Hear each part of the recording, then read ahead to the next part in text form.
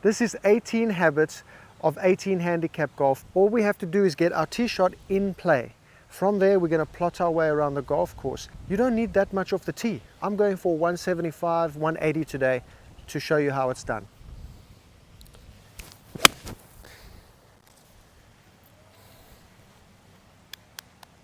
Now, an 18 handicap is not an average score of 90. 18 handicap only needs to shoot around 18 over 8 times out of 20 rounds. How do we get that done? We add 1 to the par of every hole, turn the golf course into a par 90. The green in regulation is on a par 4 to hit it in 2 shots, par 5 in 3 shots, and a par 3 in 1 shot. If you add 1 to the par of each hole, so on a par 4, you have to hit it in 3 shots, a par 5 in 4 shots, and a par 3 in 2 shots. That relieves a lot of pressure on your game to be able to score 90 stress-free and bring that handicap down. We've got 181 yards. Now we have to split that up into shots that we want to hit. So let's say we've only hit 175, 180 off the tee. We're not likely going to hit our driver or longest club from here unless you're very confidential with it. How can I get this onto the green in regulation +1? With the easiest shot for me. So if I want to pitch it from the right, what distance do I want to pitch from? Where do I not want to go to cause big trouble? I don't want to go left in the bunker because I don't like bunkers as a 20 handicap. I want to be right, and I most likely hit a fader. Just keep it right, pitch it on, 2-putt, make the 5. What an easy game. Okay, so we'll hit a little fader like a lot of people would. And that's going to be about where you want to finish to leave yourself a pitch on. If you like that shot, if you can't hit partial wedges, you're either going to have to work on them or avoid them completely, because it's a valuable shot to have. But if you don't have it, you want to avoid them completely and split this shot up into something like 180 or 90-90 or 120 and 60, depending on what you like. We've got a pitch onto the green, but the pin's right on the front. But the most important thing is to get it on the green to give yourself a putt for par. The best way to get to an 18 handicap is to give yourself par putts.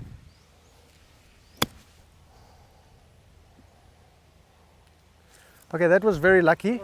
A lot of people don't even practice their putting. From this range, 2 putts is fine. From further out, 2 putts is fine. Inside 3 feet, you want to be doing nearly 100% of your putts. Anything within a putter's length. Anything within there, you want to be practicing those like crazy. And how do you do it? You practice 1-foot putts. Hitting 100 1-foot putts in a row into the hole. That's going to make you a great short putter. From here, of course, you want to make some. Maybe you make 20% of these, that's fine, as an 18 handicap. No 3 stabs. Well, I thought it was going to be a lot quicker than that. That wind must be very strong, caddy. On a hole like this at about 330, 340 yards, what if I hit a tee club 100 yards off the tee? I've only got 240 to get through to get to the green. If I get imaginative, I can start to see, oh, if I place a ball there, that's going to give me the best chance of getting on the green in the next shot, or the best place to get me to another good place to then get on the green. Instead of just smashing and hoping, you need to be planning.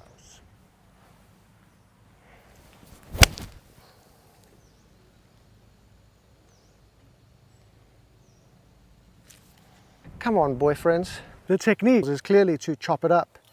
Now, I've been using Kamikoto knives for over a year now. I take them everywhere I go throughout Thailand. I travel a lot and I like to cut up meat and I'd like to cook barbecues everywhere I go. And these are without a doubt the best for carving, the best for cutting up the meat before cooking, and the best for veggies. I take it everywhere. But I've decided to get some more for the new year. The knives are made with Japanese steel using traditional techniques. Each knife is individually inspected and comes with a lifetime guarantee.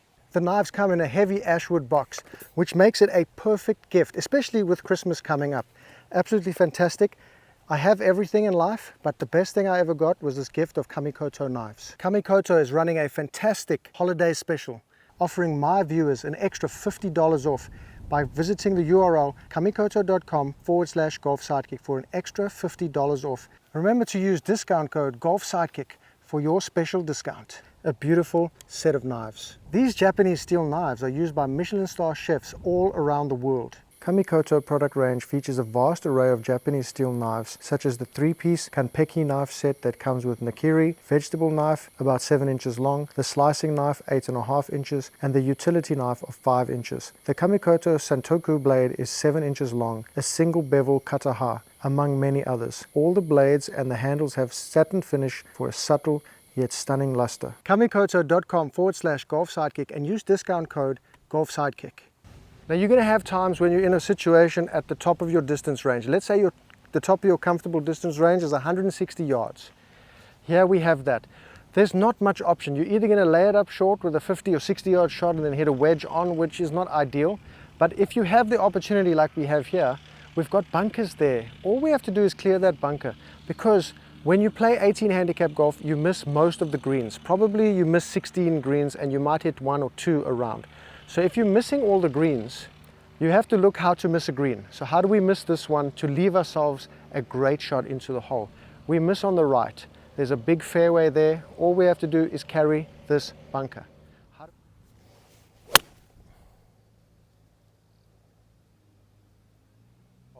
If you have the confidentiality to go at 160 yards with a nice full shot, go for it. With a double-digit handicap between 13 and 18, they like to keep the ball low sometimes. Sometimes they like to run the ball up if they're not feeling confidential with their wedges. You can hit this with your wedge, not a problem. If you have nice fine grass where you play, look at the grass, judge it, try these shots, see if they work for you. Keep it low, get the hose. So if you can keep the ball lower to the ground, you give yourself less chance of duffs, fluffs and chunks. I'll take a 7-iron here and let's see if we can bump it on.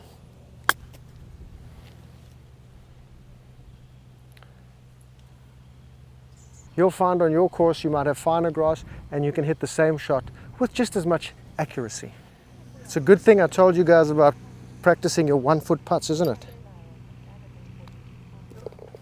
One of the great habits of people who play 18 or lower golf is they're playing the correct tees. The majority of people out there should be playing between 5,800 and 6,400 maximum. That's the most fun, the best chance of scoring without the frustration. On this one, it's a par 5, probably around 500 yards. Doesn't matter. Don't be intimidated by the distance of a hole, because we're chopping them up into small pieces. And please don't leave a comment about how you can't hit a 7-iron this distance or whatever. That is irrelevant.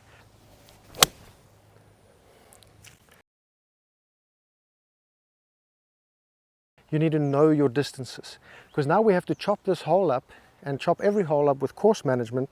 We have to understand how far do we actually hit the ball so we can plan. We've got 3 more shots here to get to the hole, which is 320 yards away. So we're going to hit 3 shots to get there. I'm going to lay it up short of the water, I'm going to lay it up to the next part of the water, and then we're going to go over the water from there to stay out of danger.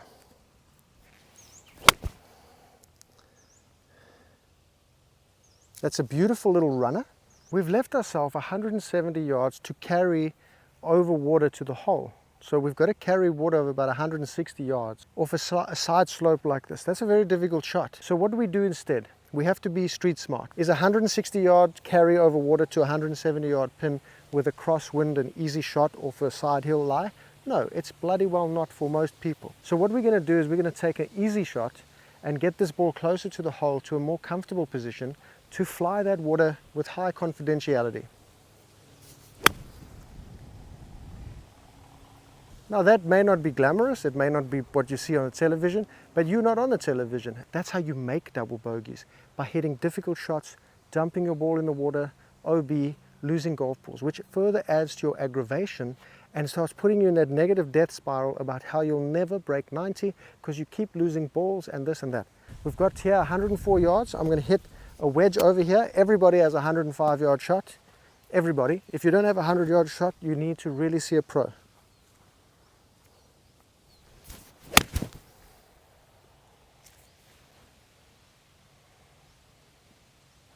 And I'm going to show you a little trick for chipping. If you're really scared of chipping, just do toe down chipping. It takes all the guesswork out. Normal chipping, you're probably standing like this, playing it off your back foot, hands way ahead, and you're trying to probably clip the ball. It works. If you can't do that and you have trouble, why not just grip down on the club, move really close to it like a putting stance, align the toe of the club. You see how the heel comes up because we're getting so close to the ball, we're picking the handle up, and then chip with the toe of the club with a putting stroke. See, just like that. Now that's a really lucky one, but you can do that from good lies and bad lies. It's especially good for bad lies, so there's no guesswork and duffs and fluffs. This is a bit of an intimidating shot. The pin's over this deep bunker. Now we want to go pin hunting here, but why? Can you do that? Can you carry 160 yards? Difficult shot. So we see on the left we've got a lot of space with no bunkers, because the bunkers are all on the right. We go left, we leave it there, we pitch it up the green, stay out of the big shizer, give ourselves a chance at a putt for the par. Embrace your shot shape, just aim for it. So I'm going to aim this out to the left. I'm going to hit a lower ball flight, lower ball speed, and show you how it would look for an 18 handicapper. Something like that. Now that's not my best shot, but that's going to work out. Toe down, we can get very nice and aggressive here. And as long as we go somewhere on the green, even if it's on the fringe, as long as we have a putt after that shot, that is all you need to putt like a little bounce.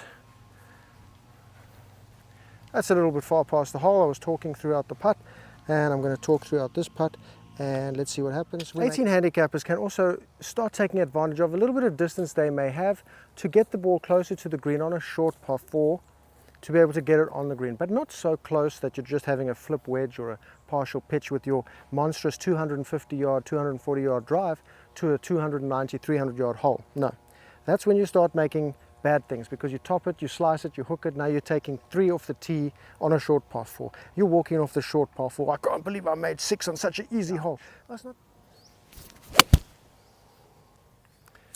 So from there, I've got myself probably 150, 140 into the hole, and that's more. Sometimes you're going to leave yourself in great positions to go for a hole. I've left myself 150 yards here, and really give it horns, because I'm going up the hill. I want to hit the back edge.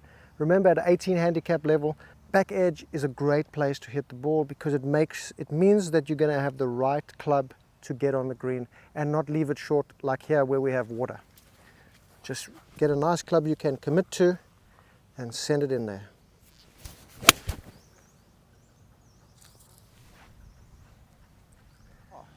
I'm going to use the pitching wedge toe down.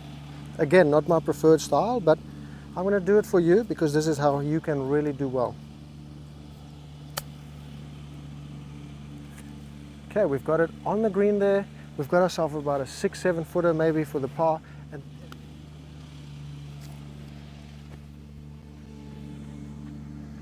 caddy, no good. This is a very key shot, because you will find bunkers as much as you try to avoid them. But if you do find yourself in one, we have to get out in one shot. You're not hitting the ball, okay? Number one, you're not hitting the ball.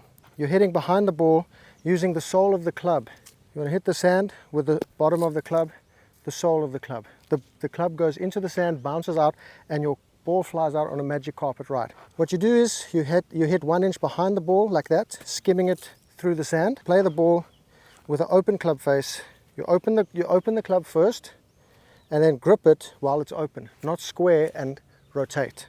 So let it open, grip it, lean forward. You want 75, 80% of your weight on your left side, and remember to slap that sand. And the ball comes out first time, every time. You save a lot of shots, just like that. And the best way to practice, go to an empty bunker and learn to slap the sand. Get confident with that, with your wrists and the bottom of the club. Then move to where there's a ball and do it with a ball there. And it's difficult to hit that 40 to 50 yard shot, 60 yard shot, 75 yard shot. You don't practice them. It's very difficult to go to a driving range and convince someone to just hit one tray of pitch shots that go 50 yards. That shot is going to save you so many shots on the golf course. To have one swing, like a half swing, and you just change the club you use with the loft, determining the distance. Same swing, more distance brought on by lower loft. From 45 yards, I'll take a 48 degree, 30 yard shot, I'll substitute in the 56 degree. So you want to find a swing and practice that swing so that you can just substitute a club into the shot. So that's a 48 degree. Now if I want to hit it shorter, I just try to hit the same swing. See, so I've done well there. That's a bit shorter than the previous one. But you want to get this area sorted, because you're going to get a lot of balls stopping around here, needing you to pitch it close enough to start shaving shots instead of double pitching and double chipping. Now it may seem as though this is very conservative defensive golf, and it is. But you're going to be surprised by how many pars you start making. It's not like you're just going to make bogey, bogey, bogey every single hole. Some days you're going to do really well, and you're going to start making some putts, chipping it close, putting the ball close to a green, and you're going to think, wow, where did that come from? And it's all just the culmination of planning and bit of luck, and you're going to be 18 or below, 10 rounds or less.